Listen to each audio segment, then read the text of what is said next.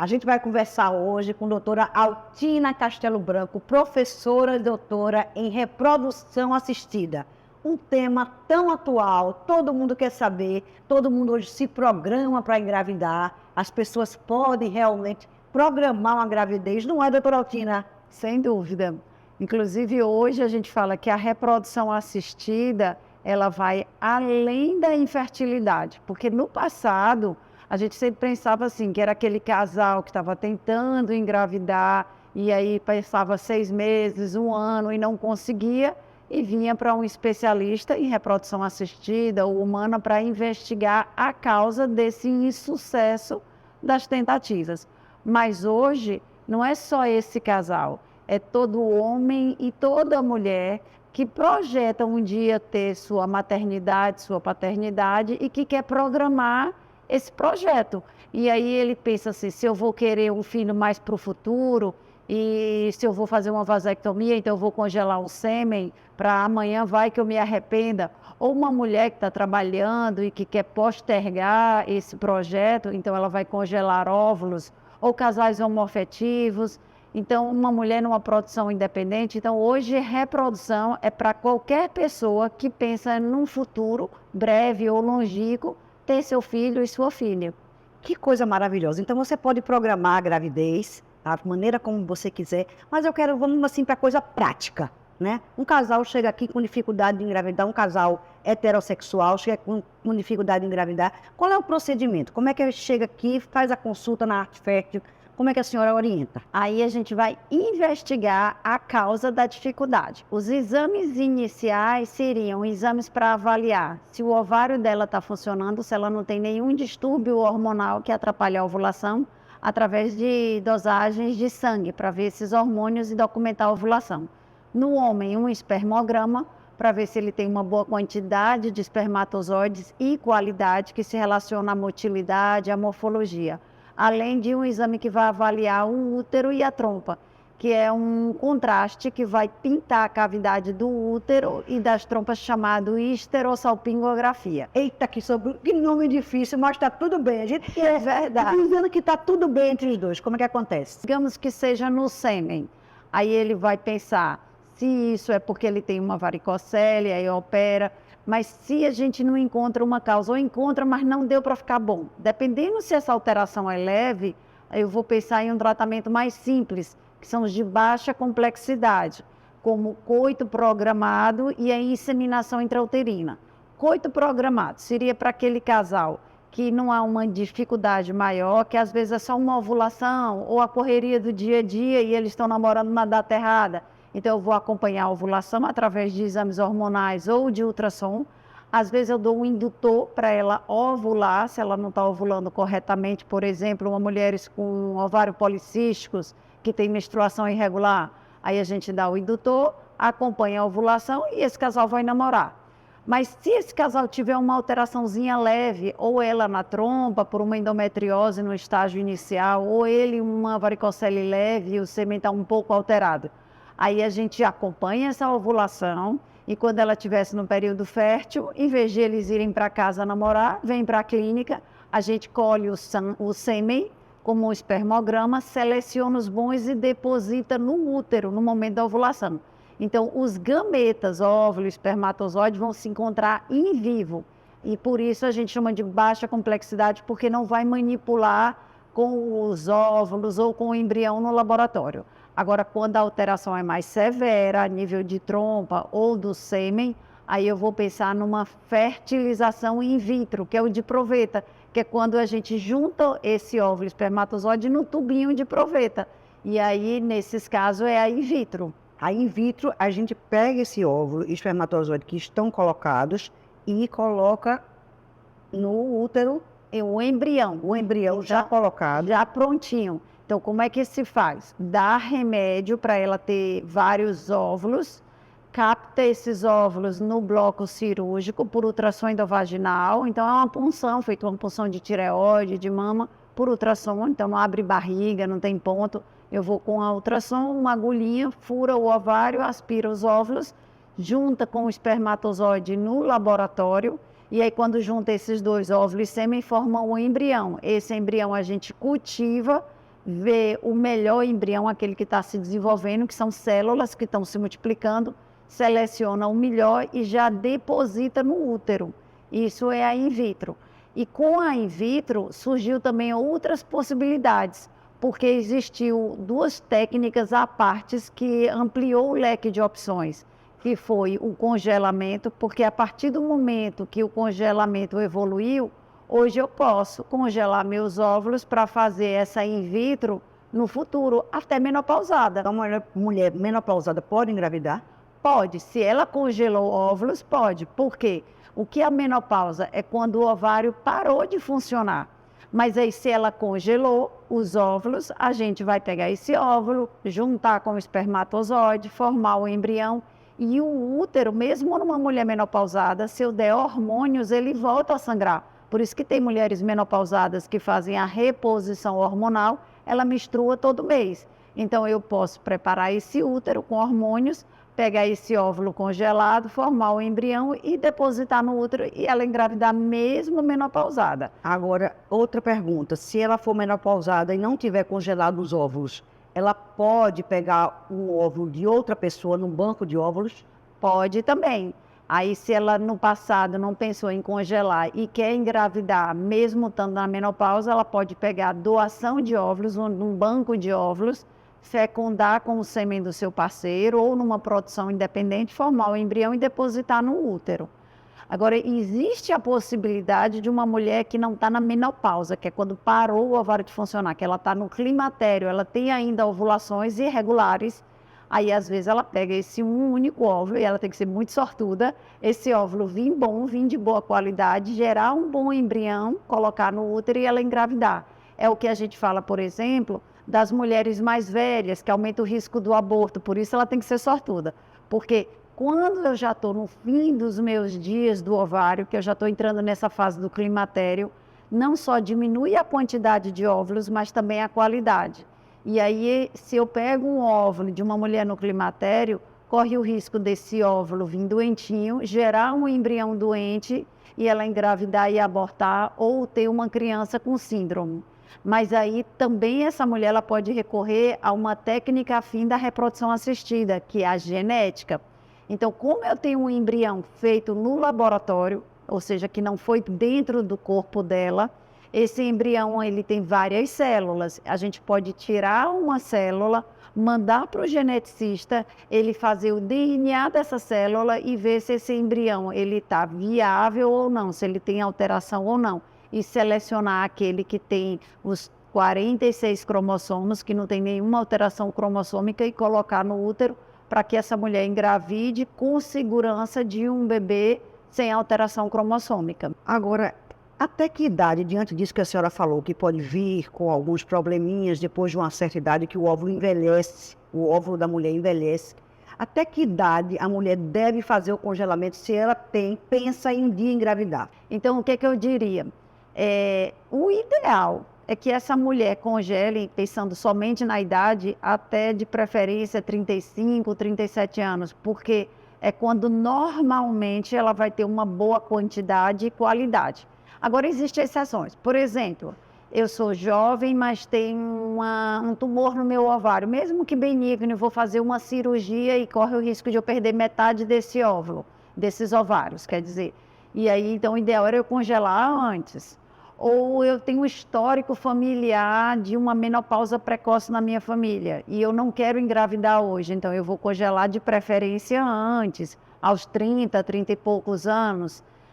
E também, se eu já sei que eu vou precisar de uma reprodução assistida, porque eu tenho uma relação homoafetiva, e aí eu sei que eu vou ter que recorrer, por que eu vou deixar para fazer isso, talvez com 39, 40, onde normalmente eu vou tendo uma diminuição da quantidade de óvulos e dessa proporção de bons e ruins, eu vou diminuindo o número de óvulos bons. Então, se eu quero congelar para ter uma boa poupança, o ideal é que eu faça quanto mais jovem possível, porque eu vou ter mais óvulos para congelar com menos remédio. Então, o tratamento vai ser mais custo efetivo, né? Por que ocorre tanta gravidez gemelar quando se faz a fertilização in vitro? esse é o grande mistério, mas vamos lá. É porque na reprodução assistida, eu digo que eu tenho dois artistas principais. Um é ter um bom embrião, que é a fusão, né, do óvulo com o espermatozoide, eu digo que já é a sementezinha. O outro eu preciso do útero, que é o terreno. Mas além de eu ter um bom embrião e um bom útero, eu preciso que esse embrião vá aderir ao útero, que se chama implantação. Essa etapa, que é o final do processo, a medicina ainda não controla. Então, muitas vezes, quando uma paciente vai fazer um tratamento, como ela tem toda uma expectativa emocional e financeira e quer aumentar a taxa de sucesso, algumas vezes a gente opta por colocar 2 embriões para aumentar as chances de pelo menos um grudar. E aí vai que às vezes grudam os 2 e vêm os gêmeos. Ah, entendi, por isso que acontece. Agora a senhora fala aí uma história que é custo. E as pessoas têm muito medo quando falam disso. Não, a gravidez deve ser muito caro, eu não tenho dinheiro para fazer. Hoje é muito caro, é acessível. Como é o custo de uma reprodução assistida? Vai depender muito disso, de quando eu fiz, em que contexto estava o meu ovário, o sêmen do meu parceiro, por quê?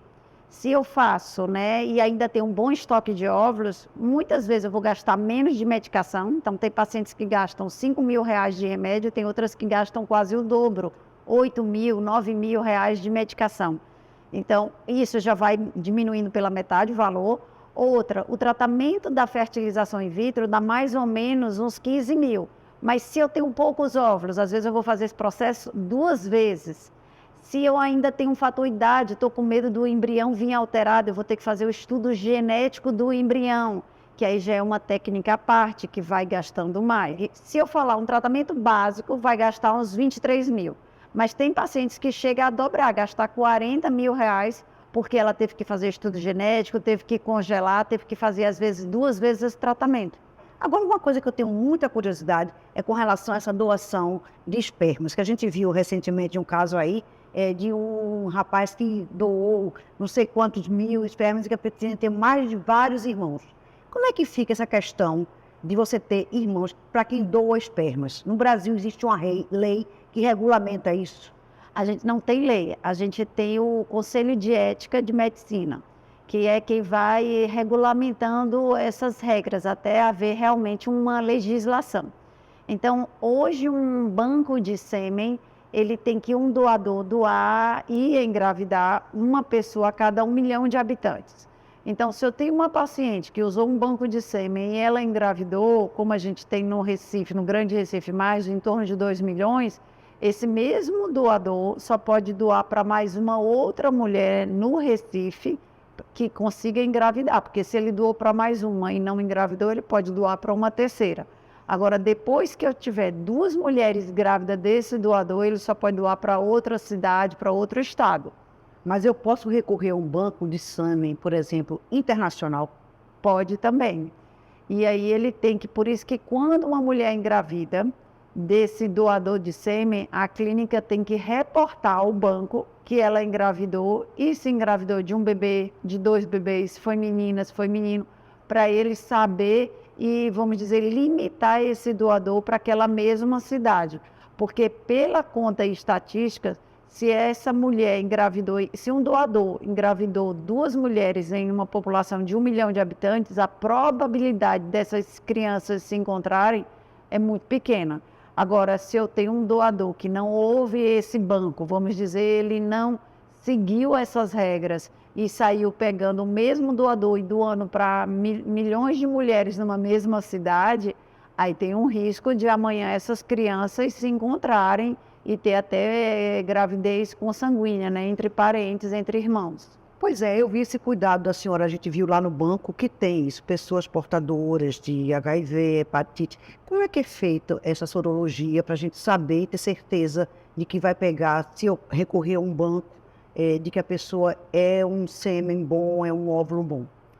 Toda doadora de óvulos ou doador de sêmen, ele tem que fazer uma série de exames, entre eles essas pesquisas de HIV, sífilis, hepatite, tem que fazer também um cariótipo para provar que geneticamente ele não é portador de nenhuma doença cromossômica, porque se fosse aumentaria o risco dessa pessoa que vai receber esse óvulo, esse sêmen, ter um bebê especial. Então, é feita toda essa investigação e mesmo um casal que não recorreu à doação, se chega aqui um casal hétero que está tentando engravidar e que vai fazer uma fertilização, ele tem que fazer. Porque se esse casal tem um HIV, uma hepatite, eu vou seguir em frente no tratamento, mas digamos que eles tiveram vários embriões e não quiseram colocar 2, colocou só um e os outros congelaram, que foram os embriões excedentes. Se ele tem um HIV, ele fica um tanque separado só para pacientes com HIV. Se eu tenho uma hepatite B, ou se eu tenho sífilis ou hepatite C, tem um tanque separado. Agora, doutora, com relação à idade, existe um limite para eu dizer assim, agora não posso mais congelar, tanto para o homem como para a mulher? Doadora de óvulos é até 37 anos e doador de sêmen é até 45. Na faixa etária de mulheres entre 38 e 39 seria aquela zona de risco, mas como eu estou partindo para uma doação, eu quero aquele baixo risco, que na mulher até 37. E o homem, dos 46 aos 49 seria a zona de risco, mas se eu quero uma doador, eu baixo o risco, então é até 45. Agora, quem é o grupo de risco mesmo? É a mulher a partir dos 40 e o homem a partir dos 50. É aí quando, se esse homem ou essa mulher for recorrer a uma reprodução assistida, para engravidar, é quando a gente pensa não só em fazer a fertilização, mas fazer também o estudo genético do embrião, para ver que esse embrião obtido na reprodução assistida não tem alteração. Aqui a gente tem 2 casas. Uma que é só para fazer os procedimentos, é quando as mulheres chegam para fazer as ultrassons, o homem para coletar o sêmen, é onde a gente tem um bloco cirúrgico, sala de coleta, os repousos, igual um hospital dia. E da casa ao anexo é uma casa menor que é mais para o acolhimento, é para fazer as consultas multidisciplinar, onde a gente tem não só médicos especializados em reprodução assistida, mas também tem urologista, tem uma endócrino, tem nutricionista, psicóloga, para que ela possa vir aqui e se sentir acolhida por inteiro, para poder ter todo o melhor tratamento e o apoio no percurso dessa empreitada ou desse projeto da maternidade e da paternidade. Quanto tempo dura o tratamento para fertilização in vitro? É um tratamento rápido, são em torno de 19 dias, entre começar os remédios, fazer o acompanhamento, captar o óvulo, formar o embrião e transferir. O que demora muitas vezes é esse casal tomar a atitude de decidir fazer o tratamento. Às vezes fica investigando, fica pensando, mas tomou a decisão, em 19 dias a gente faz tudo. E a decisão de congelar é da pessoal.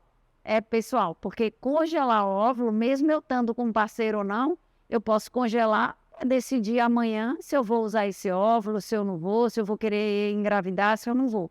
Esse é individual. O mesmo vale para o sêmen? O mesmo vale para o sêmen. Agora, com relação à arte fértil, a gente vê aqui essa clínica, essa estrutura toda, também tem unidades em... A gente tem vários parceiros. A gente tem parceria na Paraíba, que aí vai desde a capital em João Pessoa, como em Souza.